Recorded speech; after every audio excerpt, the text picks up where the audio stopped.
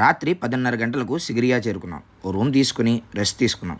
సూర్యోదయం కన్నా ముందే ఇక్కడ సైట్ సీయింగ్కి బయలుదేరాం. మన దేశంలో ఫారినర్ క్యూ లైన్ అని చూడడమే తప్ప ఫారినర్ క్యూ లైన్లో నుంచి టికెట్ తీసుకోవడం ఇదే ఫస్ట్ టైం. అందరికీ నమస్కారం అండి, నేను మీ పవన్ కుమార్ శర్మ. Day 2 Sri Lanka trip Sigiriya. ఇక్కడ మనం తప్పకుండా చూడాల్సిన ప్రదేశం సిగిరియా కోట. దీనికే Sigiriya rock fort, lion fort, అలాగే రావణాసురుడి కోటగా కూడా పేర్లున్నాయి.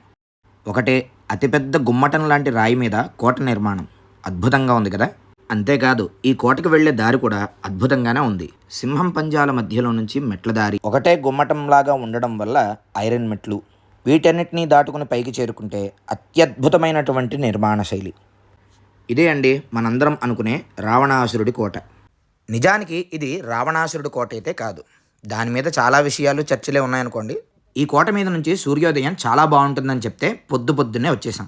కానీ వాతావరణం కూడా అనుకూలించాలిగా. ఈ కోటలో ఇంకో విశేషం సిగిరియా పెయింటింగ్స్.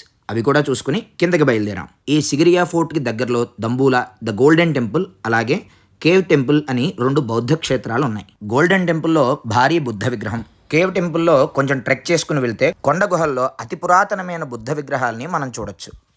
అలా దంబూలాలో చూడాల్సిన ప్రదేశాలన్నీ చూసి మేము ట్రింకోమాలీకి బయలుదేరాం.